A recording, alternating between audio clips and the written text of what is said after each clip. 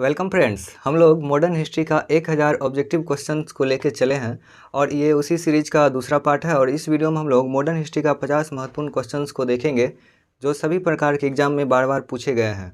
आइए देखते हैं आज के वीडियो का पहला क्वेश्चन। और हाँ दोस्तों, आप लोग चैनल को ज़रूर सब्सक्राइब कर लें ताकि आपको आने वाली वीडियो का नोटिफिकेशन मिल सके। चलिए देखते हैं पहला क्वेश्चन। किसकी समाधि के कारण नांदेड़ गुरुद्वारा सिखों द्वारा पवित्र स्थल माना जाता है? तो दोस्तों इसका सही आंसर होगा ऑप्शन डी, गुरु गोविंद सिंह। गुरु गोविंद सिंह सिखों के 10वें एवं अंतिम गुरु थे और इनकी जो समाधि है वो नांदेड़ में है। और नांदेड़ कहाँ है? एक महाराष्ट्र में ये अवस्थित है। ठीक है, चलिए नेक्स्ट क्वेश्चन देखते हैं। बक्सर के युद्ध 1764 के समय दिल्ली का शासक कौन था? तो दोस्तों इसका सही आंसर होगा ऑप्शन डी, शाह आलम द्वितीय मुगल सम्राट था। और बक्सर का युद्ध जो हुआ था कब हुआ था? तो 22 अक्टूबर 1764 को। ठीक है, चलिए नेक्स्ट क्वेश्चन देखते हैं। टीपू सुल्तान अंग्रेजों के साथ युद्ध में कब मारे गए थे? तो दोस्तों इसका सही आंसर होगा ऑप्शन बी, 1799 ईस्वी में। जब चतुर्थ आंग्ल मैसूर युद्ध लड़ा जा रहा था तो उसी क्रम में 1799 ईस्वी में टीपू सुल्तान मारे गए थे। चलिए नेक्स्ट क्वेश्चन देखते हैं। किसके शासनकाल में ब्लैक होल दुर्घटना घटित हुई थी? तो दोस्तों इसका सही आंसर होगा ऑप्शन सी, सिराजुद्दौला। और ये ब्लैक होल की घटना जो है इसको कालकोठरी की घटना भी कहा जाता है। और ये कब घटित हुई थी? तो 20 जून 1756 ईस्वी को ये घटित हुई थी। और कहा जाता है कि सिराजुद्दौला ने 146 अंग्रेज़ों को एक छोटी सी कोठरी में बंद करवा दिया था और अगले दिन सिर्फ उसमें 23 अंग्रेज जो हैं जीवित बचे थे। ठीक है, चलिए नेक्स्ट क्वेश्चन देखते हैं। सिखों के अंतिम गुरु कौन थे? तो दोस्तों इसका सही आंसर होगा Guru Gobind Singh, option number B. ठीक है, फर्स्ट क्वेश्चन में हम लोग देख चुके हैं गुरु गोविंद सिंह की जो समाधि थी कहाँ थी? नांदेड़ में। चलिए नेक्स्ट क्वेश्चन देखते हैं। निम्नलिखित में से कौन सा युद्ध था जिसने भारत में ब्रिटिश प्रभुत्व का प्रारंभ किया? तो दोस्तों इसका सही आंसर होगा ऑप्शन ए, प्लासी का युद्ध। और प्लासी का युद्ध कब लड़ा गया था? तो 23 जून 1757 को। किन के बीच हुआ था? तो अंग्रेज और सिराजुद्दौला के बीच हुआ था। चलिए नेक्स्ट क्वेश्चन देखते हैं। डिंडीगुल नाम है। दोस्तों डिंडीगुल के बारे में इसलिए क्वेश्चन पूछा जाता है क्योंकि डिंडीगुल में एक शास्त्रागार बनवाया गया था। और ये कहाँ पे अवस्थित है? तो ये तमिलनाडु में एक नगर है। और इस शास्त्रागार की जो स्थापना करवाया था डिंडीगुल में, किसने करवाया था? तो हैदर अली ने करवाया था। ठीक है, चलिए नेक्स्ट क्वेश्चन देखते हैं। बंगाल के किस गवर्नर के समय सरकारी खजाना मुर्शिदाबाद से कोलकाता स्थानांतरित किया गया? तो दोस्तों इसका सही आंसर होगा ऑप्शन डी, वारेन हेस्टिंग्स के समय। नेक्स्ट है, किस अधिनियम के तहत वारेन हेस्टिंग्स बंगाल के प्रथम गवर्नर जनरल बनाए गए थे? तो दोस्तों इसका सही आंसर होगा ऑप्शन ए, 1773 का रेगुलेटिंग एक्ट। चलिए नेक्स्ट है, किसके समय में कलकत्ता में प्रथम न्यायालय की स्थापना की गई थी? तो दोस्तों इसका सही आंसर होगा ऑप्शन डी, वारेन हेस्टिंग्स के समय। और यहाँ पे जो प्रथम न्यायाधीश बने थे, कौन बने थे? Sir Elijah Aamby. ठीक है, बार बार ये क्वेश्चन पूछा गया है, आप लोग याद रखेंगे। सर एलिजाह एम्पे जो थे यहाँ के प्रथम न्यायाधीश थे। चलिए नेक्स्ट क्वेश्चन देखते हैं। बंगाल में किस गवर्नर जनरल के काल में पिट्स इंडिया एक्ट 1784 पारित किया गया? तो दोस्तों इसका सही आंसर होगा ऑप्शन ए, वारेन हेस्टिंग्स के कार्यकाल में। और ये पिट्स इंडिया एक्ट जो आया था 1784 में, ये क्यों आया था? तो 1773 का जो रेगुलेटिंग एक्ट था उसकी विफलता के कारण पिट्स इंडिया एक्ट 1784 में लाया गया था। चलिए नेक्स्ट क्वेश्चन देखते हैं।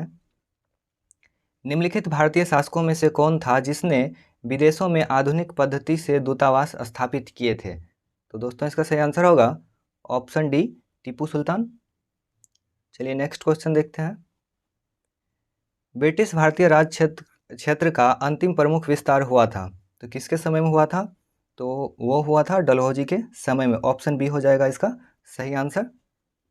चलिए नेक्स्ट है, ठगों के दमन में निम्नलिखित में से कौन संबद्ध था? तो दोस्तों इसका सही आंसर होगा ऑप्शन बी, कर्नल स्लीमेन।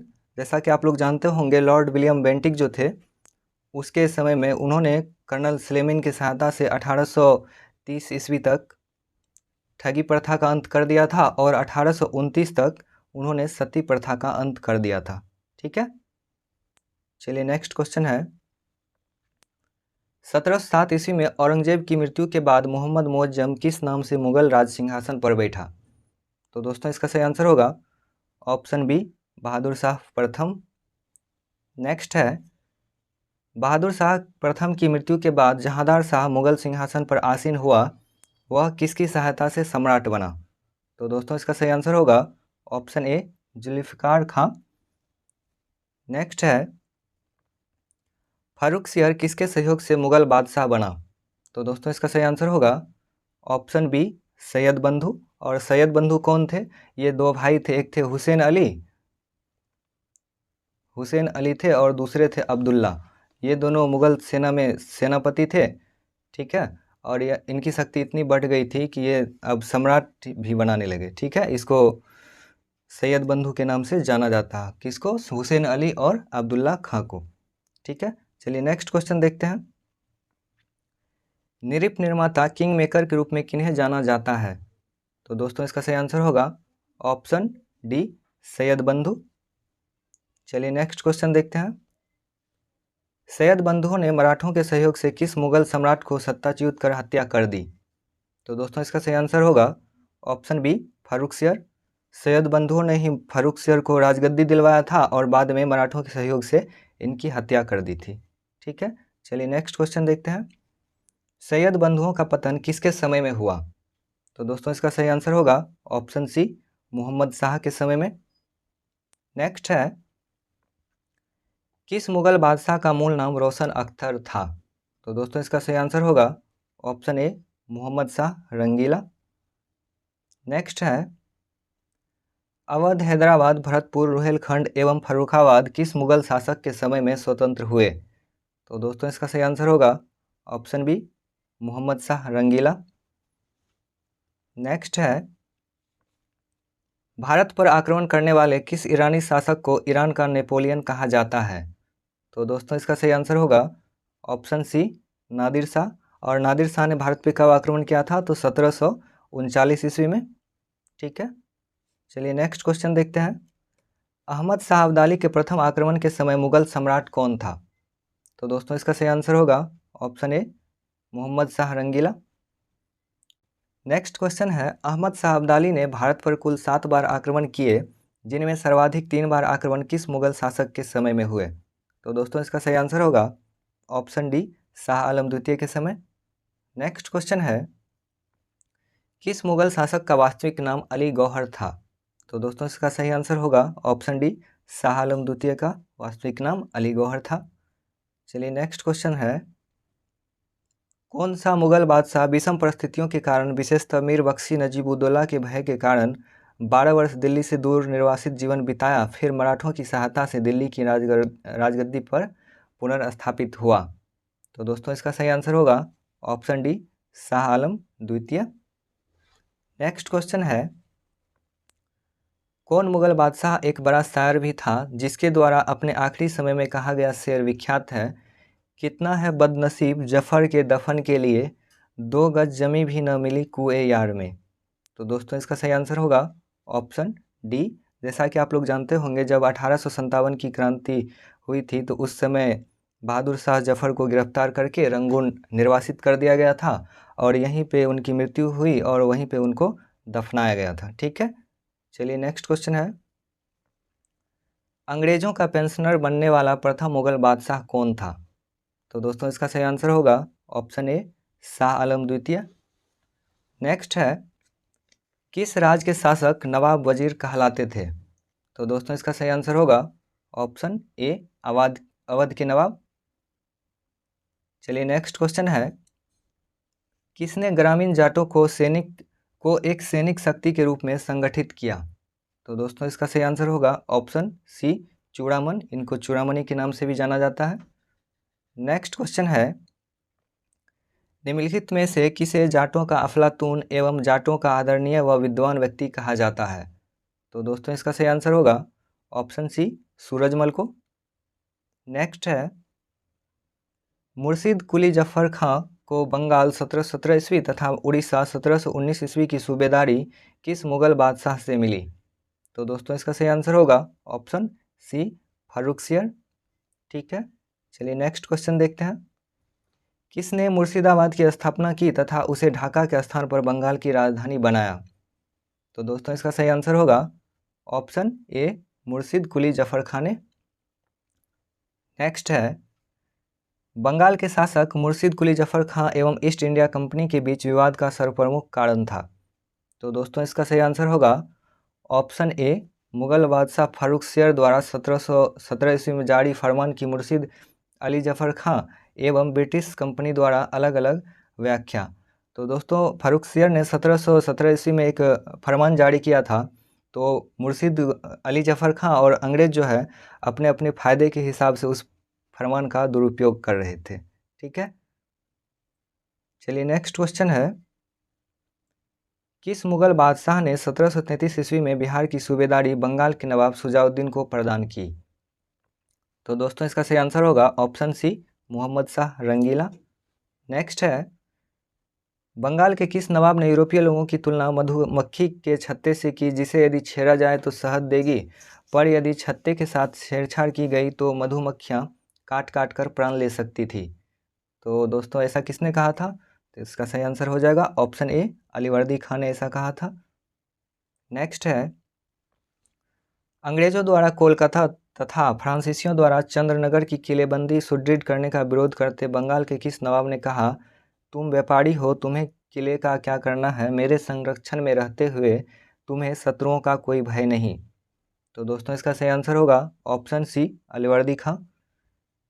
चलिए नेक्स्ट क्वेश्चन है, बंगाल का वह नवाब कौन था जो जानता था कि वह अंग्रेजों को बंगाल की भूमि से निकाल बाहर कर सकता है, किंतु ऐसी स्थिति में उनके ही शब्दों में समुद्र में आग लग जाएगी? तो दोस्तों ऐसा किसने कहा था? तो ऐसा कहा था अलवर्दी खान ने। ऑप्शन ए हो जाएगा इसका आंसर। नेक्स्ट है, बंगाल के किस नवाब ने अपने उत्तराधिकारी को यह सलाह दी, तीनों जो थे कौन कौन, अंग्रेज, फ्रांसीसी एवं डच, को एक साथ निर्बल करने का विचार मत करना, इन तीनों में अंग्रेज सबसे सशक्त है, पहले उसका अंत करना और अन्य तुमको विशेष कष्ट नहीं देंगे? तो दोस्तों इसका सही आंसर होगा ऑप्शन ए, अलीवर्दी खां। बहुत ही दूरदर्शी व्यक्ति थे जो अंग्रेज की चाल को बहुत पहले ही समझ चुके थे।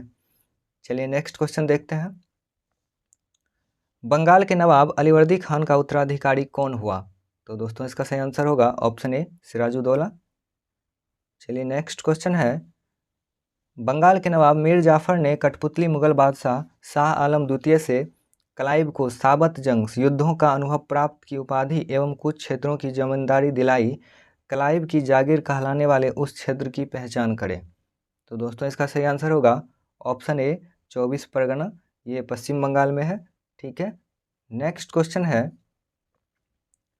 बंगाल के नवाब मीर कासिम ने मुर्शिदाबाद के स्थान पर मुंगेर को राजधानी क्यों बनाया? तो दोस्तों इसका सही आंसर होगा ऑप्शन ए, वह मुर्शिदाबाद के संयुक्तमय वातावरण तथा कोलकाता से दूर रहना चाहता था ताकि अंग्रेजों का हस्तक्षेप उनके शासन प्रशासन पे न हो। ठीक है, चलिए नेक्स्ट क्वेश्चन देखते हैं, बंगाल के किस नवाब ने ब्रिटिश कंपनी के गवर्नर को लिखा, आपके भद्र पुरुष इस प्रकार व्यवहार करते हैं, वे समस्त देश में गड़बड़ी फैलाते हैं, लोगों को लूटते हैं तथा मेरे अधिकारियों का अनादर करते हैं तथा उन्हें शारीरिक यातना देते हैं?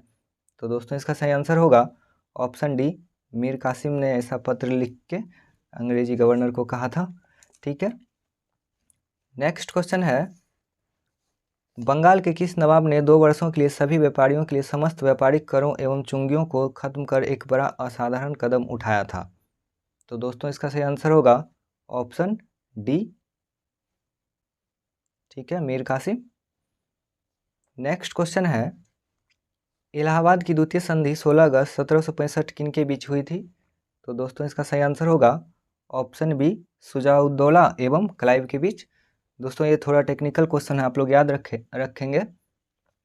इलाहाबाद की जो संधि हुई थी, 2 संधियां हुई थी, एक हुई थी 12 अगस्त 1765 को और दूसरी हुई थी 16 अगस्त 1765 को। ठीक है, ये जो 12 अगस्त की संधि हुई थी ये कब हुई थी? सॉरी, ये किनके बीच हुई थी? तो शाह आलम द्वितीय एवं क्लाइव के बीच हुई थी। और शुजा-उद-दौला एवं क्लाइव के बीच जो संधि हुई थी वो कब हुई थी? तो 16 अगस्त 1765 को। ठीक है, चलिए नेक्स्ट क्वेश्चन देखते हैं। कर्नल क्लाइव का गधा या सियार की संज्ञा किसे दी गई थी? तो दोस्तों इसका सही आंसर होगा ऑप्शन बी, मीर जाफ़र को। जैसा कि आप लोग जानते हैं, सिराजुद्दौला का जब ये सेनापति था, उस समय जब प्लासी की लड़ाई लड़ी गई थी तो इन्होंने अंग्रेज़ों का साथ दे करके सिराजुद्दौला को बंदी बनवा दिया था। चलिए नेक्स्ट क्वेश्चन देखते हैं। कोलकाता की सुप्रीम कोर्ट के एक न्यायाधीश ने बंगाल के किस नवाब को भूसे से भरे एक बेताल फैंटम के रूप में उल्लेखित किया? तो दोस्तों इसका सही आंसर होगा ऑप्शन डी, मुबारुकुद्दौला। चलिए नेक्स्ट क्वेश्चन देखते हैं।